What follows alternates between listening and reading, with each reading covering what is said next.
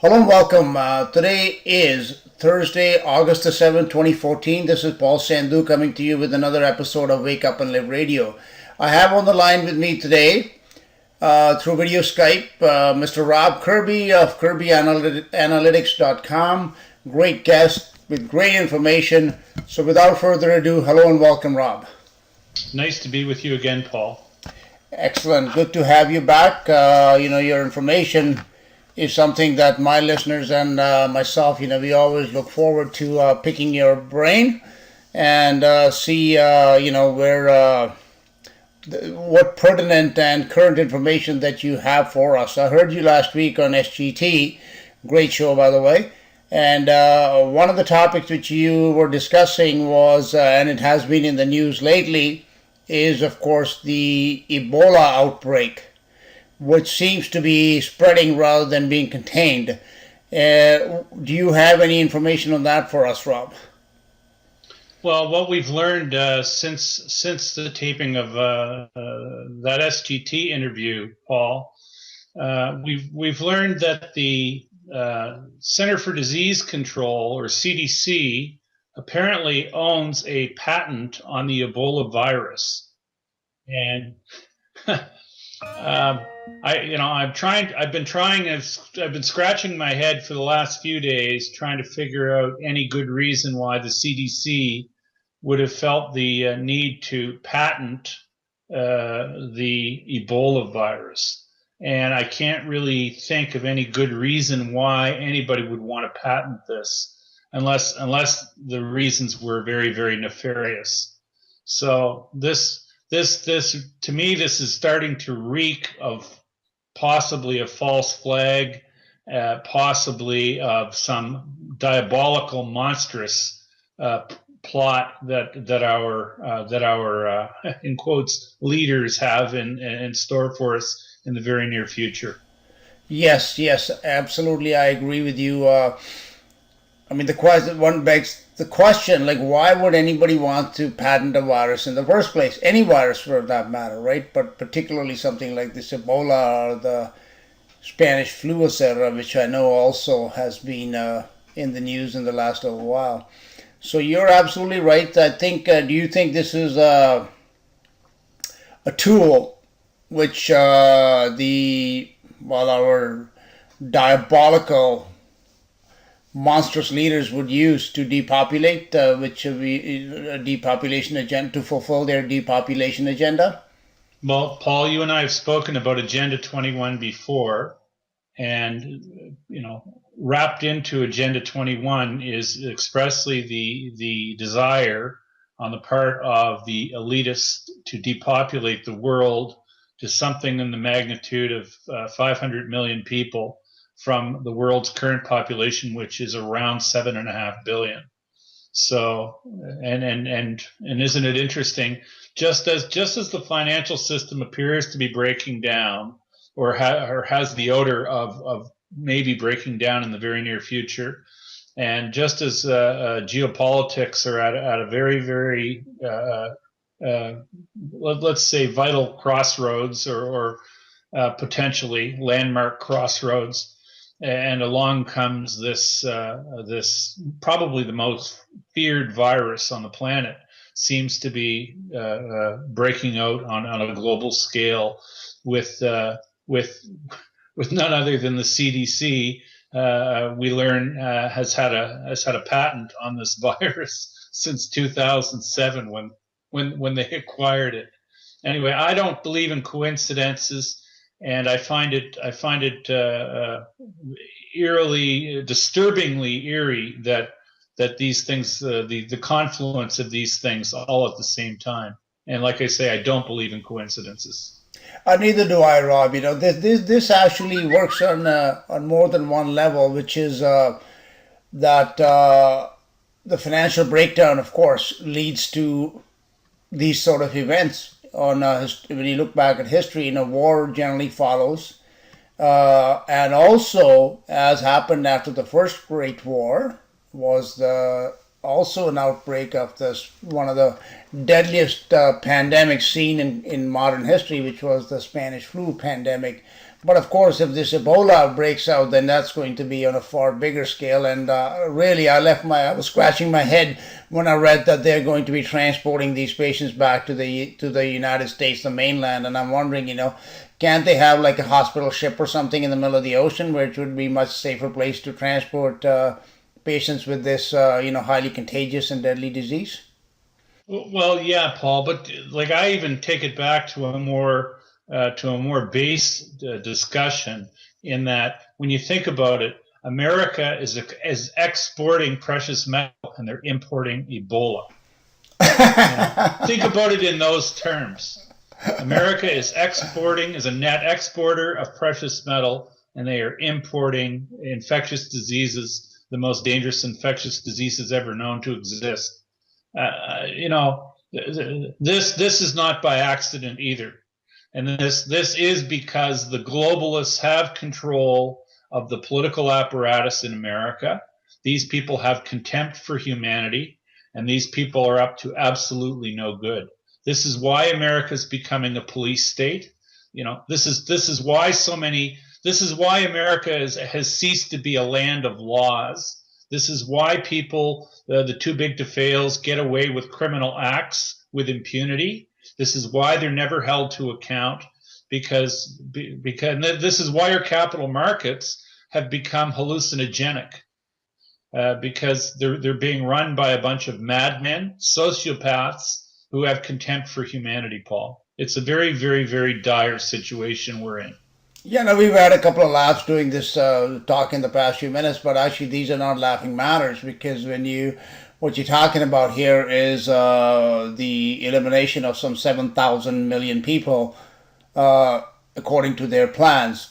So, it is something which I'm sure they're going to at least attempt to execute at some point in time. So we have to really be aware of these things and do as much as we can within our powers to protect ourselves, and of course rely on higher powers than us. I wanted to ask you, Rob, now you mentioned capital markets. I came across this article on Zero Hedge which said that the Fed is worried that they may lose access to capital markets. Do you have any information on, is this just some misinformation we put out there, or is that a real cause for concern? Well, to begin with, I don't think it's really the Fed who has the concern about access to capital markets. The real worry, if there would be one, would be with the U.S. Treasury. It's the U.S. Treasury that issues the debt, and the U.S. Treasury, the Federal Reserve serves as a broker to the U.S. Treasury to basically place their debt into the markets. And as long as the U.S. Treasury has a derivatives complex with captive banks, they're going to be able to place all the debt they want to. Because understand, the U.S. Treasury, or specifically the Exchange Stabilization Fund, can make banks captive buyers of U.S. debt, all in the name of booking fiat profits. And as long as people are interested in making fiat profits, the U.S. Treasury will be able to issue all the debt it wants. The only way that merry-go-round stops is if we put an end to the derivatives market, and I don't believe that's going to occur anytime soon. But when you say banks, is that just the U.S. banks, or is that the European banks and even Japanese banks and global banks that can be forced into this Ponzi scheme? Well, let me explain it this way: the BIS, or the Bank for International Settlements, they tell us that global outstanding derivatives are something in the neighborhood of 750 trillion. The Office of the Comptroller of the Currency in the United States, they tell us that all bank holding companies have roughly about 300 trillion of those 750 trillion that's total outstanding in the world.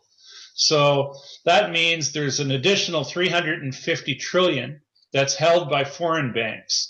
We know, for instance, that Deutsche Bank has a derivatives book in the magnitude of about slightly bigger than JP Morgan, at around 75 trillion US.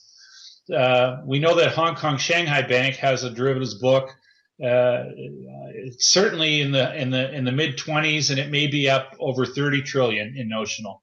We know that there are French players. We know that there are Japanese players. We know that there are Swiss players. So basically, all the Western world nationalities, we know that they have massive derivatives books, which means that they're all captive the same way that the American banks are.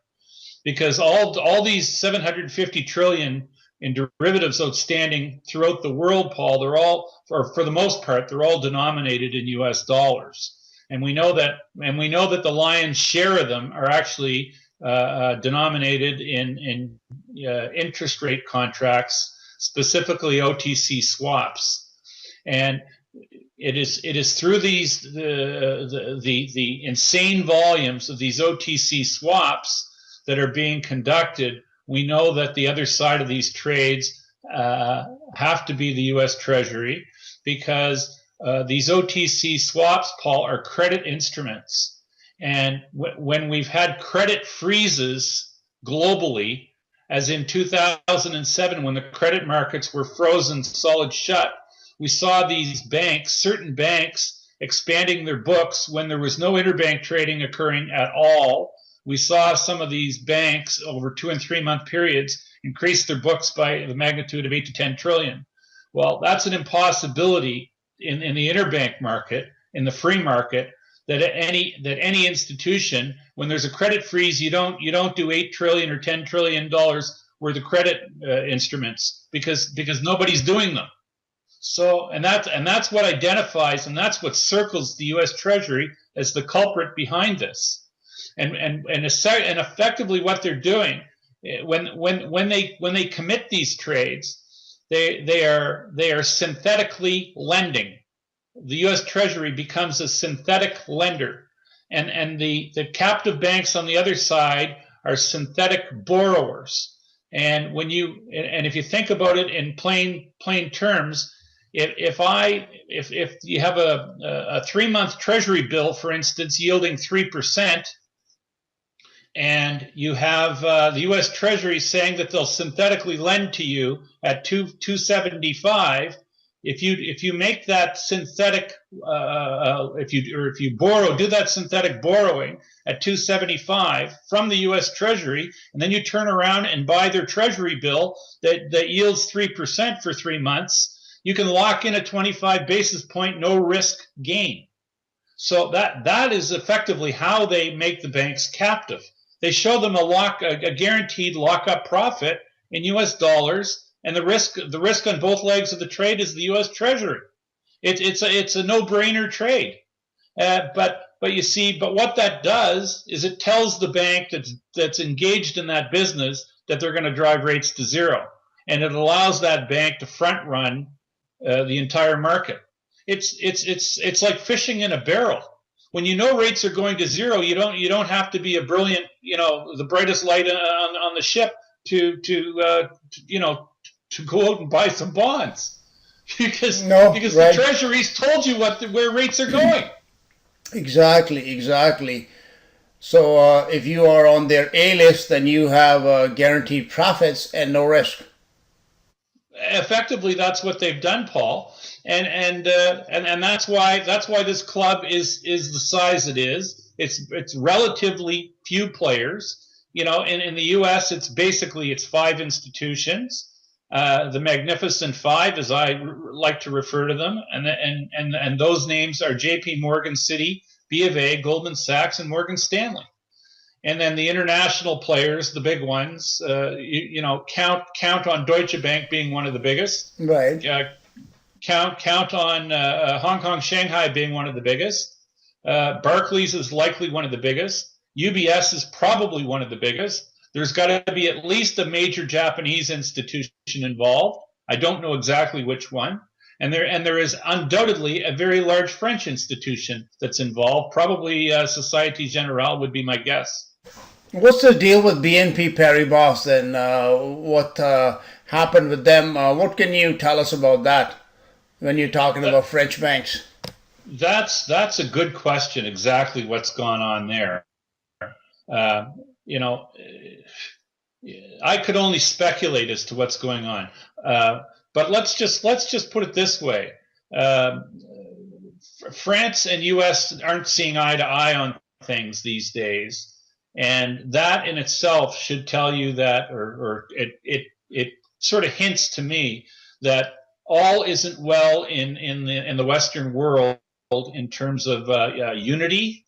And it seems to me that there are certain constituents in the, let's call it the Western Alliance or the NATO countries. It seems that not everybody's singing off the same hymn sheet right now. And that actually seems quite logical, owing from what I'm going to say has been America pursuing tactics and policies of isolation in the world, regarding their stewardship of the world's reserve currency, namely the U.S. dollar, and their particularly poor stewardship of I'm gonna say it's global monetary policy with their zero interest rate policies. So sorry, go ahead. We're seeing rifts develop in the financial, in the geo-financial infrastructure, where countries that used to do everything in lockstep are now showing words of displeasure with each other's activities. These formerly didn't happen, Paul. So now, Rob, what with the high-handedness of this, the U.S. Whatever means they use, the Justice Department, etc., going after these institutions abroad. Is there going to be a blowback? Of course, there's blowback. We are seeing blowback all over the place. Can you give us some examples? Oh well, we see examples where the United States, for instance, in the last week, has been trying to ratchet up sanctions on Russia, and there's a lot of countries in Europe that require Russian gas to heat their homes. And, it's August now, but the fall's coming. It's right around the corner, Paul. And, our European countries, Western European countries, if you really think that they're going to be told they're not going to be buying Russian gas to heat their homes this winter, you've got another thing coming to you. So what that means to me is there's more disunity between Western factions in the Western world. More disunity is on the horizon, and it's getting bigger, looking out the front window as each day passes. So how is the BRICS movement, the strength of the BRICS working to actually put bigger cracks in this alliance and even lead to its the end of NATO, even I've heard, but at least the economic unity that has been displayed by Germany, France, UK, USA, and the Western powers, like you said. Is the BRICS going to play an integral role in, sorry, go ahead. The BRICS are moving away from the dollar. But I mean, just looking out the front window, all we need, Paul, really is the passage of a few more months. And in a few more months, it'll be November, and in November, people have to turn their furnaces on, and so just the passage of time itself is gonna mean that this American policy of trying to isolate.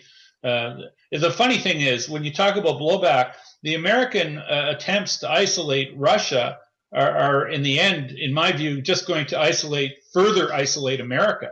America's the country that's experiencing the isolation or the movement towards isolation. Their policies are reckless, they're dangerous, and you know what? And they're not gonna survive. This policy of America trying to shut Russia down isn't going to survive just with the passage of a few months. So, Rob, Russia has things that the rest of Western Europe need and will have. Period. Right. Yeah, you're absolutely right. So I'm wondering. This is just my, conspiratorial tinfoil hat speaking, that is there wizards behind the scenes that are playing, America and all these other factions to whatever ends that they are trying to, that it is not necessarily America against these stupid policies that they seem to be implementing, that there is a method to this madness? Well, the method to the madness, Paul, as we've talked about before, America is not run by the same standard or by the same individuals or the same group of people. America's not run by Americans anymore. America is not the same country I grew up respecting.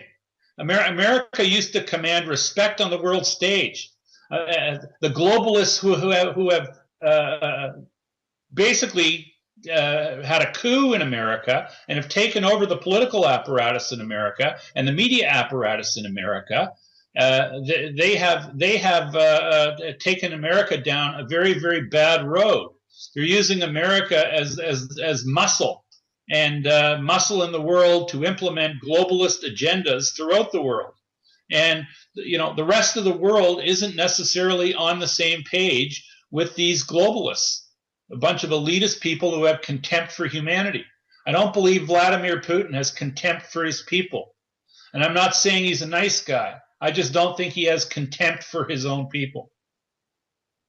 The globalists, they may hold American passports, but does not mean that they're working in American interests or in British interests or in any of the interests of their so-called nationalities. They are just working towards their own agenda and goals, which is, of course, to bring the whole world under the umbrella of their power, which is totalitarian in nature. I mean, if it was a benevolent power, then perhaps, it may not be a bad idea, but that is not the case. It's never been in history and will not be in the future. No, the agenda of one world currency, one world government, and one world religion, specifically the worship of state, is not good no matter how you frame it, Paul. I agree with you completely. Now, getting back to some money matters, what's happening with this story, which has not been in the reports news lately, but with this Belgium, this so-called Belgium bulge, is that still significant, or is that sort of disappeared into the shadows now? Well, it's off the front pages, but it's another symptom. It's another symptom in the ongoing tragedy of poor American stewardship of the global reserve currency, specifically the U.S. dollar. The Americans are in a tough spot. They have to keep printing money. They have no choice. And against the backdrop of being required to print more money, they're also trying to fool the world into believing that they have some semblance of discipline by announcing that they're reducing their bond buying, and the reality is they're not reducing their bond buying at all. They're just finding new and more different and novel places to hide it. That is something that can never slow down or never be reduced or ever come to an end, can it? No. Money supply, and the American money supply must grow vertically, and this is the problem they're having, and this is why geopolitical tensions are heating up, and isn't it funny? And this brings us right back full circle to the confluence of events. Our monetary system is seriously broken. It cannot be fixed. And isn't it funny that just as this is all becoming more crystal clear to a greater percentage of the population every day, we get closer and closer to war. And now it seems that the viruses are here. And I mean, there's absolutely no coincidence that these things are all happening at the same time. Well, then again, you're absolutely right. That does remind me of, Matthew 24:7 about wars and rumors of wars and pestilences, famines, earthquakes. All these things seem to be raging in Well, not quite full force yet, I'm afraid, but it's likely that things are going to get worse before they do get better. Now, as far as this announcement a little while back, last month, about this BRICS Development Bank and the potential of a BRICS currency coming about, or the Chinese yuan, which is already a reserve currency that is starting to, I guess, rival the euro at the very least, and possibly the dollar. I've heard that there's going to be a gold-backed yuan or a gold-backed BRICS currency. Do you see like many intermediate steps before we get to that point, Rob? Well, boy, what steps we're going to see in the near future? You know what, Paul? It's difficult to say what step's going to come next. Whether it's going to be a war, like what I really do see happening is globalist forces out touting that the next thing to come is going to be something along the lines of an SDR sponsored by the IMF, and this is a program that a lot of shills for the globalist cause are putting forward. And my question back to those shills is don't count, or statement back to them is don't count your chickens before they hatch, because the odds of us having an IMF slash SDR new form of currency to replace the current regime is not necessarily what the rest of the world has planned, because I do believe that the rest of the world, like the BRICS, are planning for a world where the dollar is not a functional currency unit, and it doesn't seem to me that they're all that enamored with the IMF or the World Bank, because it seems to me they're creating their own IMF. So when people like I'll reference one person in particular, Jim Rickards, who runs around saying that the next currency is going to be the IMF and an SDR. My question back to Mr. Rickards is, whose IMF is going to be running the show? Is it going to be the BRICS IMF or the other IMF that's in place to basically guard and protect the U.S. dollar and the globalist interests?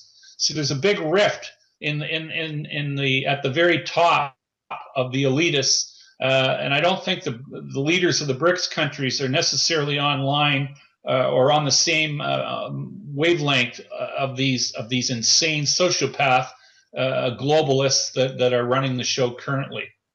So and this new BRICS bank is being framed up to be a direct competitor to the IMF. So you've got competing factions here.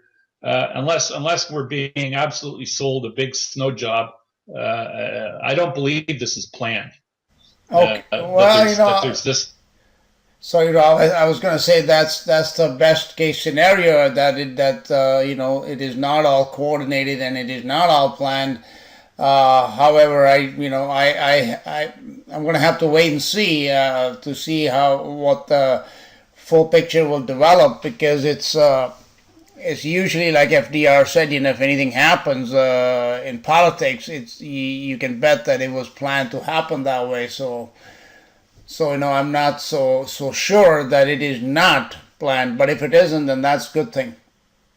But it has all the appearances of being rival, right, as opposed to friendly. Absolutely. That's the point. Absolutely. And, yes, so even if it is something that is planned, then I believe at least in the short run, there is going to be something real and substantial, especially with a gold-backed currency, which seems to be that Russia and China and, India and such, they have been all hoarding tons and tons of gold. It's gold, like you said, has been America and the West has been exporting their precious metals. And where are they going? They're going east.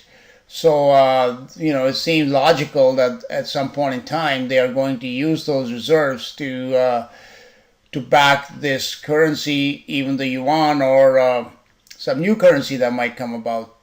So we just wonder, like, how, this is a question that a lot of people have, is like, how quickly will that happen? And like you said, if it's war that comes, then that will perhaps hasten the process rather than delay it. Whereas if things keep on continuing, status quo keeps on going as it is, then that could be many years away. Would you agree with that? Yeah, I think I would agree with what you said completely there, Paul. That's the direction we're headed, and that is the path we're on, and we will get to the point where money will be backed with something again, and I do believe that's coming in the relatively near future. That's good to hear. That's good to hear. Now, I did read somewhere that Putin was quoted as saying that war is coming in Europe. Did you hear that?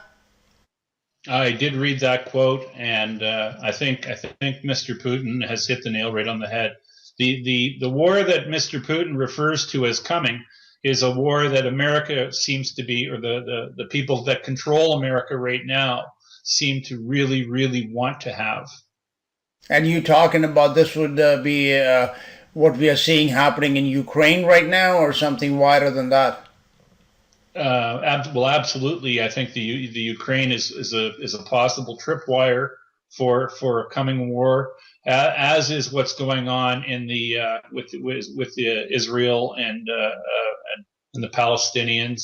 I think that's another possible tripwire for at least a larger regional war. In the stemming out of the Middle East. So you've got the Crimea and you've got the Middle East. Both are tinderboxes right now. Both are tinderboxes looking for a spark or a flame. Right, right. I would agree. I would agree. Okay, Rob. What other topics or information has caught your eye recently that you think is important to share with the listeners? The best message to share with people is, in my view, is preparedness. If you don't have physical precious metal, you're missing it. Probably a good idea to have some storable food on hand, and probably have a good idea to maybe have the ability to make potable water, a good water filter. Uh, these are things that at this point in time, Paul, I think are just prudent to do, and particularly on the metals front, because no matter what happens in the future, I do believe that precious metals are gonna have a bigger say, and let's put it this way: in the last 6,000 years, precious metals have never gone to zero. Every fiat currency ever invented has. No, that is absolutely. You're giving some good advice here, and I would second that. Yes, when you see these problems developing and growing, then the best thing to do is to prepare as best as we can, and what you have suggested is something that everybody should pay serious attention to. What about this? Now we're in Canada, you and and I guess Canadians also. From a Canadian perspective, what have you heard about this North American Union? Is that something? Well,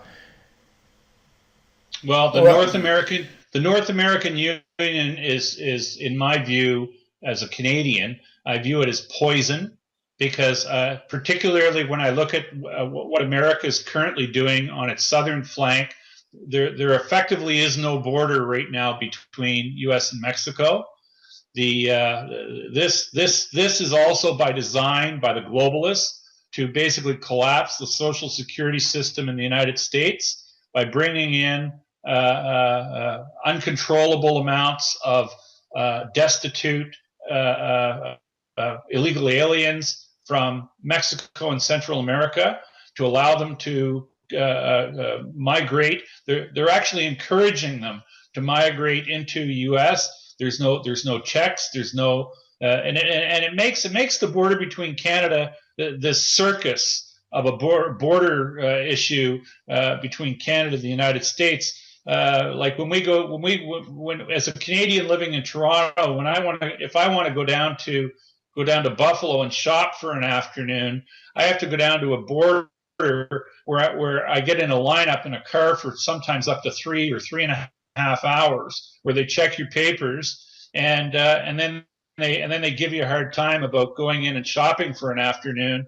and this is just made to be a mockery, Right. because then they say it's about security. Well, if they cared about security, they'd have a border between the U.S. and Mexico, and effectively they don't have one right now. And millions of people are coming across the border with no background checks, no nothing. And it also makes all this crap about when you go to the airport, you've got to get felt up for your safety to get on an airplane. These people don't care about security. This is the globalists sticking it in our face, laughing at us, mocking us, and basically telling us what they think of us, which is that they have disdain for us. So this just makes me want to throw up, to be honest with you, Paul, because it's a sham. It's a sham. We're told by Americans that or American leadership that everything's about the safety of people. Well, they don't give a damn about safety of people. Because they're creating a police state, and their police state, if they don't care about our security, and because if they did, they wouldn't be doing the things they're doing. So this is not a good thing, and Canada, in my view, should not be forging closer relationships with the sociopaths that are running America, because this won't end well for us either. So anyway, regrettably they are joined at the hip. So whatever laws. Actually, there's an interesting story. Like I met this guy once, and he's a lawyer, and he was telling me that he was working in Russia, and I said, "What are you doing in Russia?" He said, "I'm writing their laws." I said, "Really?" So it's the globalists, like you said. They have these common policies, procedures. Everywhere you read, it's about global warming, this and that. In every country, it's the same thing. So it's that poison is not limited to one part or one region. It spreads everywhere because their tentacles are everywhere.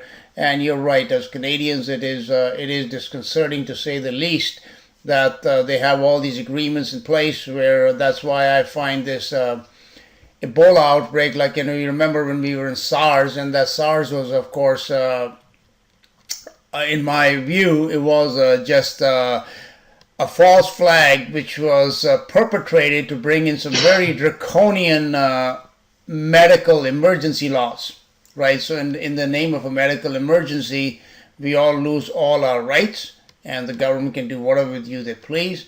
And the U.S. Military is free to come across to Canada, all that kind of stuff. So it's from all intents and purposes, they're already integrated together. Can you hear me, Rob? I'm having a little bit of a sign that this connection is... Hello? Hi, Paul. Okay, you can hear me. I can't see you anymore, but that's okay. Hold on. Let's just a second here. Okay. Here we are. Are we back up? Yeah, I can hear you, so that's fine. We can keep talking. I just still don't see that. Yeah, it's coming back. Yeah, great. Okay, perfect. Okay. Well, Rob, it's been, again,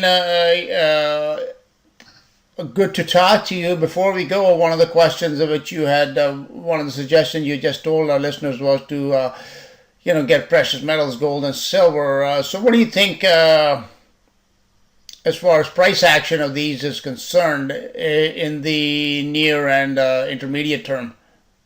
I think that in the very near term, in the next 3 months, I expect we're probably going to see some very, very, very positive price action in the price of precious metals. I think prices are going to be forced higher, and the reason I think they're going to be forced higher, it's going to be an expression of physical precious metals, the demand for physical precious metals overwhelming the ability of the people who would sell paper contracts. The demand for physical, I believe, is going to overwhelm the paper.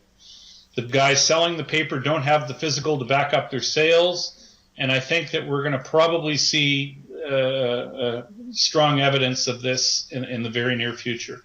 So you think that this evidence, which will need to be presented to the world before this paper fraud disappears, do you think it'll be coming from the Eastern world where they're going to expose it?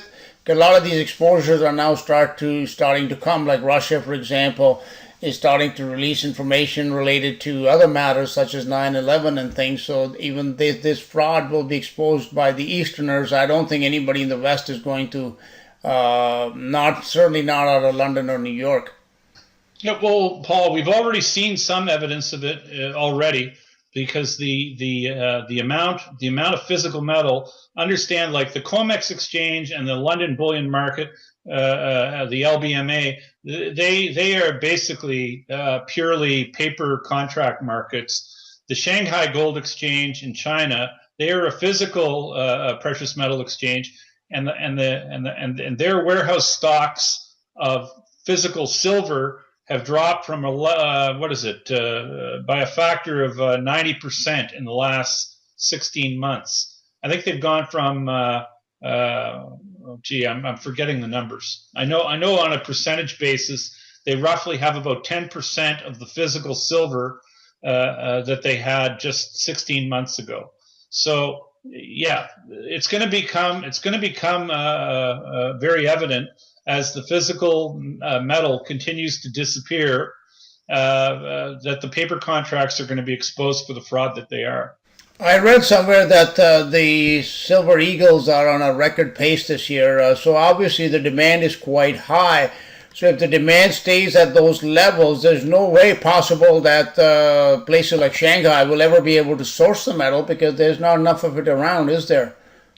No, we're seeing evidence of we're seeing absolute evidence of tightness in supplies, because the stocks, the pools of metal that are available basically for cash and carry have diminished tremendously. Do you think, which a lot of people have suggested, that the action or the movement in the price of silver is going to outpace that of gold?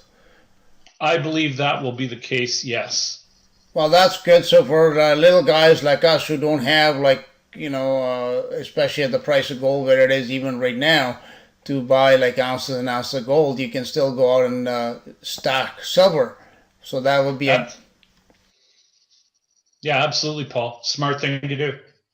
There's no such thing as a bad day to buy precious metal, Paul. Okay. On that note, Rob, it's been a pleasure talking with you. If you have anything else you'd like to share, please go ahead, and also give out your information for your website and any other pertinent information in regards to what you do and your contact information. Well, you can find me on the web at kirbyanalytics.com. And my contact information it's on the website. Fantastic, Rob. Well, it's been a pleasure as usual, and I look forward to speaking with you again in the near future.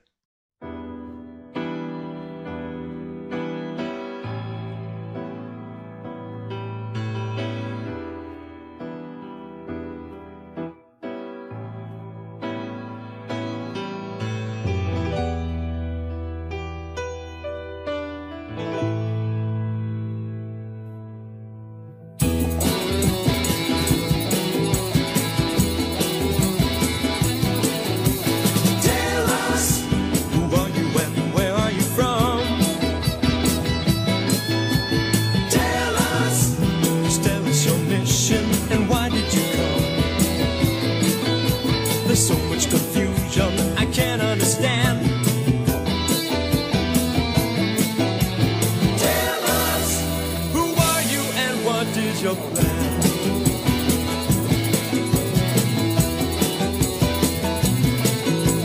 Jesus Christ, superstar, sweet spirit in the sky. I thought you were the Son of God, the Savior of mankind. But now they made you popular and everybody's high. Tell us, we'd like to know just who you are and why.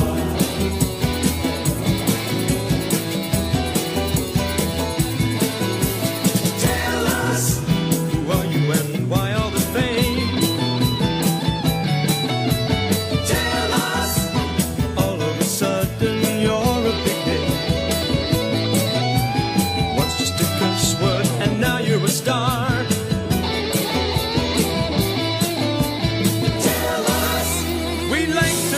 just who you are.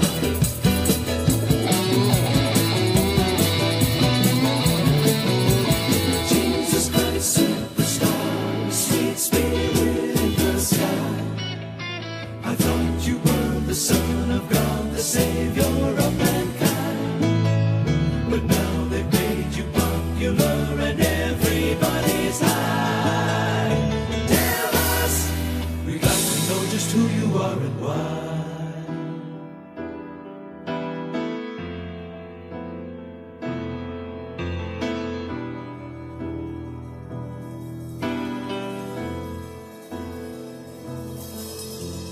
Jesus, I see you. I hear you call my name.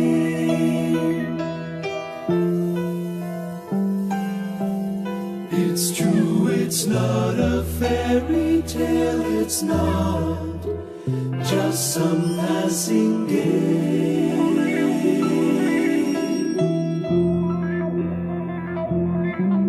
I know that you will come again, and over us you'll reign.